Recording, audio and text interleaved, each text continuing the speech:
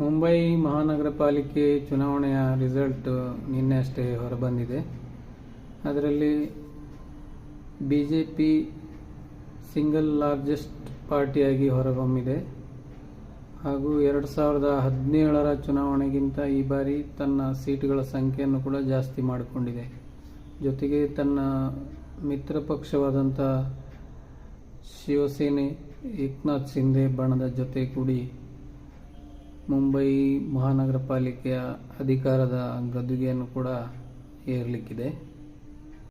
Interesting ಏನಪ್ಪ ಅಂದರೆ, ಇಬ್ಬರು ಪವಾರ್ಗಳು ಅಂದರೆ ಶರದ್ ಪವಾರ್ ಮತ್ತು ಅಜಿತ್ ಪವಾರ್ ಇಬ್ಬರು ಒಟ್ಟಾಗಿ ಬಂದರೂ ಸಹ BJPಯನ್ನು ಸೋಲಿಸಲಿಕ್ಕೆ ಸಾಧ್ಯ ಆಗಲಿಲ್ಲ.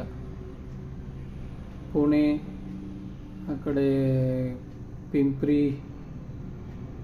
ಮತ್ತು ಕೆಲವೊಂದು ಚಿಂಚವಾಡ ಆ ಪ್ರಾಂತ್ಯಗಳಲ್ಲಿ NCP ವೋಟುಗಳು ಚೆದರಿ ಹೋಗಬಾರ್ದು ಅಂತ ಹೇಳಿ ತಮ್ಮ ತೆಕ್ಕೆಯಲ್ಲಿ NCP ವೋಟರ್ಸ್ಗಳನ್ನು ಉಳಿಸ್ಕೊಳ್ಬೇಕಂತ ಹೇಳಿ ಪರಸ್ಪರ ಶತ್ರುತ್ವ ಇದ್ದರೂ ಕೂಡ ಅಜಿತ್ ಪವಾರ್ ಮತ್ತು ಶರದ್ ಪವಾರ್ ಒಟ್ಟಾಗಿ ಚುನಾವಣೆಯನ್ನು ಎದುರಿಸಿದರು. ಆದರೂ ಸಹ ಆ ಏರಿಯಾಗಳಲ್ಲೆಲ್ಲ BJP ತನ್ನ ವಿಜಯ ಪತಾಕೆ ಹಾರಿಸಿದೆ. ಅದೇ ರೀತಿ ಠಾಕ್ರೆ ಬ್ರದರ್ಸ್ ಇಬ್ಬರು ಜೊತೆಯಾಗಿ ಬಂದರೂ ಸಹ BJPನ ಸೋಲಿಸಲಿಕ್ಕೆ ಸಾಧ್ಯ ಆಗಲಿಲ್ಲ. ಉದ್ಧವ್ ಠಾಕ್ರೆ ಮತ್ತು ರಾಜ್ ಠಾಕ್ರೆ ಹಲವಾರು ವರ್ಷಗಳ ಶತ್ರುತ್ವವನ್ನು ಮರೆತು ಈ ಬಾರಿ ಒಂದಾಗಿ ಚುನಾವಣೆ ಎದುರಿಸಿದರೂ ಸಹಿತ ಮುಂಬೈ ಮಹಾನಗರ ಪಾಲಿಕೆಯಲ್ಲಿ BJPಯನ್ನು ಸೋಲಿಸಲಿಕ್ಕೆ ಸಾಧ್ಯ ಆಗಲಿಲ್ಲ. ಉದ್ಧವ್ ಠಾಕ್ರೆಯಿಂದ ಬೇರೆಯಾಗಿ ಶಿವಸೇನೆಯನ್ನು ತನ್ನದೇ ಶಿವಸೇನೆ, ಒರಿಜಿನಲ್ ಶಿವಸೇನೆ ಅಂತ ಹೇಳಿಕೊಂಡು ಬಂದಿದ್ದಂಥ ಒಂದು ಏಕನಾಥ್ ಶಿಂದೆಯವರು ಶಿವಸೇನೆಯ ಅಸ್ತಿತ್ವವನ್ನು ಹೇಗೆ ಉಳಿಸ್ಕೊಳ್ತಾರೆ ಅನ್ನುವಂಥ ಒಂದು ಪ್ರಶ್ನೆ ಎಲ್ಲರಲ್ಲೂ ಕಾಡ್ತಾ ಇತ್ತು. ಆದರೆ ವಂಶಪಾರಂಪರಿಕ ರಾಜಕಾರಣವನ್ನು ಜನರು ಎಲ್ಲ ಸಂದರ್ಭದಲ್ಲೂ ಒಪ್ಕೊಳ್ತಾರೆ ಅಂತ ಹೇಳಲಿಕ್ಕೆ ಬರಲ್ಲ. ಅದಕ್ಕೆ ಶಿವಸೇನೆಯನ್ನು ಏಕನಾಥ್ ಶಿಂದೆಯವರು 29 ಸೀಟುಗಳನ್ನು ಮುಂಬೈ ಮಹಾನಗರ ಪಾಲಿಕೆಯಲ್ಲಿ ಗೆದ್ದಿದ್ದಾರೆ ಅನ್ನೋದು ಕೂಡ ಈ ಜನರ ತೀರ್ಮಾನ ವಂಶಪಾರಂಪರ್ಯಕ್ಕೆ ವಿರುದ್ಧವಾಗಿದೆ ಅನ್ನೋದಕ್ಕೆ ಒಂದು ನಿದರ್ಶನ. ಮಹಾರಾಷ್ಟ್ರದ ಲೋಕಸಭೆ ಚುನಾವಣೆ ಇರ್ಬೋದು, ವಿಧಾನಸಭೆ ಚುನಾವಣೆ ಇರ್ಬೋದು, ಅದೇ ರೀತಿ ಮುನ್ಸಿಪಾಲ್ಟಿ ಎಲೆಕ್ಷನ್ ಇರ್ಬೋದು, ಈಗ ಮೊನ್ನೆ ನಡೆದಂಥ ನಗರ ಪಾಲಿಕೆ ಮತ್ತು ಮಹಾನಗರ ಪಾಲಿಕೆಯ ಚುನಾವಣೆಗಳಿಂದ ಒಂದು ಕ್ಲಿಯರಾಗಿ ಅರ್ಥ ಮಾಡಿಕೊಳ್ಬೇಕಾದಂಥ ವಿಷಯ ಏನಪ್ಪ ಅಂದರೆ, ವಂಶಪಾರಂಪರಿಕವಾದಂಥ ರಾಜಕಾರಣವನ್ನು ಜನರು ಎಲ್ಲ ಸಮಯದಲ್ಲಿ ಒಪ್ಪಿಕೊಳ್ಳುವುದಿಲ್ಲ ಅನ್ನುವಂಥದ್ದು. ಇದೊಂದು clear, very serious message for all regional parties, for all States in India ಅಂತಲೇ ಹೇಳ್ಬೋದು. ಬಾಳ್ ಠಾಕ್ರೆಯವರ ಉತ್ತರಾಧಿಕಾರಿ ಯಾರು ಅಂದರೆ, ಸಾಮಾನ್ಯವಾಗಿ ಜನರು ಹೇಳ್ತಾ ಇದ್ರು, ಮರಾಠಿ ಭಾಷಿಗರೆಲ್ಲರೂ ಉದ್ಧವ್ ಠಾಕ್ರೆಯವರನ್ನೇ ಉತ್ತರಾಧಿಕಾರಿಯಾಗಿ ಒಪ್ಕೊಳ್ತಾರೆ ಅಂತ ಜನ ಮಾತಾಡ್ಕೊಳ್ತಾ ಇದ್ರು. ಆದರೆ ಈ ಚುನಾವಣೆಯಿಂದ ತಿಳಿದದ್ದೇನೆಂದರೆ, ಎಲ್ಲ ಮರಾಠಿಗರು ಉದ್ಧವ್ ಠಾಕ್ರೆಯನ್ನೇ ತಮ್ಮ ಉತ್ತರಾಧಿಕಾರಿಯನ್ನಾಗಿ ಒಪ್ಕೊಂಡಿಲ್ಲ ಅನ್ನೋದನ್ನು ಸಾಬೀತುಪಡಿಸಿದ್ದಾರೆ.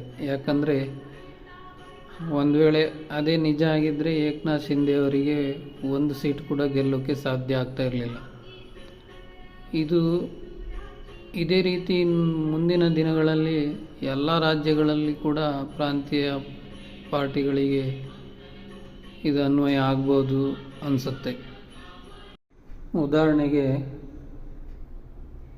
ಚಂದ್ರಬಾಬು ನಾಯ್ಡು ನಂತರ ಲೋಕೇಶ್, ಅದೇ ರೀತಿ YS ರಾಜಶೇಖರ್ ರೆಡ್ಡಿ ನಂತರ YS ಜಗನ್, ಅದೇ ರೀತಿ ದೇವೇಗೌಡರ ನಂತರ ಕುಮಾರಸ್ವಾಮಿ ಉತ್ತರಾಧಿಕಾರಿ ಅಂತ ನೇಮಿಸಿಕೊಂಡಿದ್ದಾರೆ.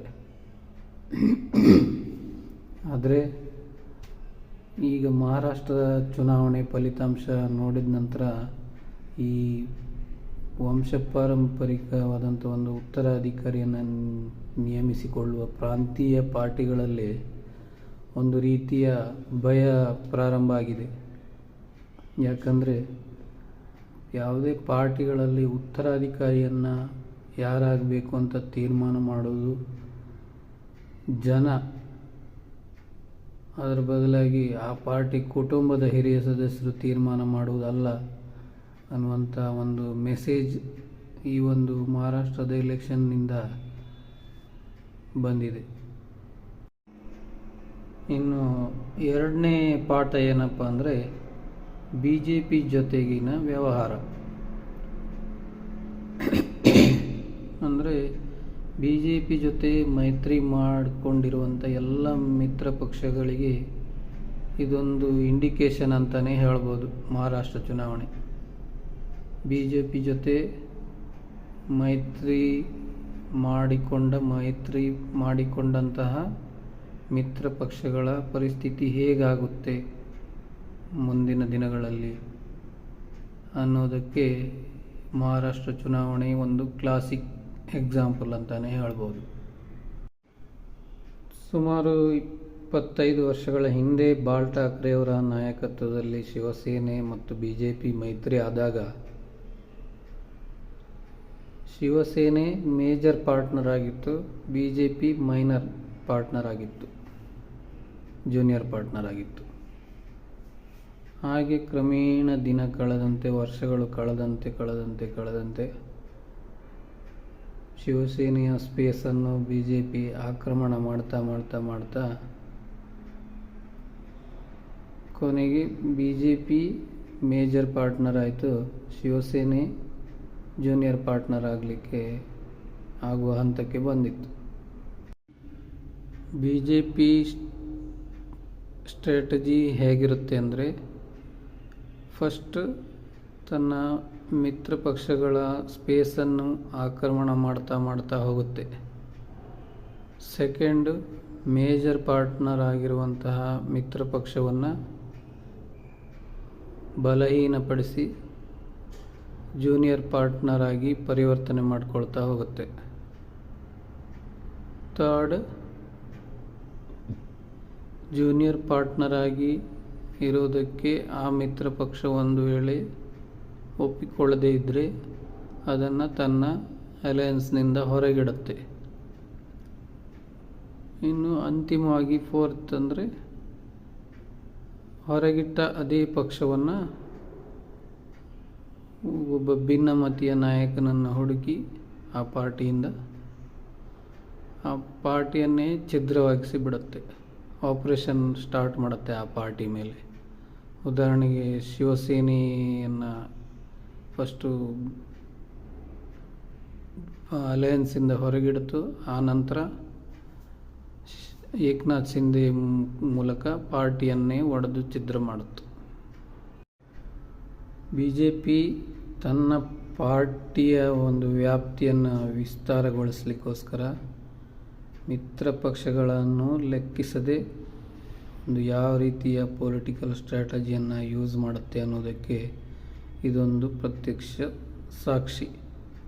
ಇದೇ ರೀತಿ ಮುಂದಿನ ದಿನಗಳಲ್ಲಿ ನಮ್ಮ ಕರ್ನಾಟಕದಲ್ಲಿ ಕೂಡ JDS ಮೇಲೆ ಇದೇ ಪ್ರಯೋಗ ಮಾಡಿದರೂ ಕೂಡ ಆಶ್ಚರ್ಯ ಪಡಬೇಕಾದ್ದು ಏನೂ ಇಲ್ಲ.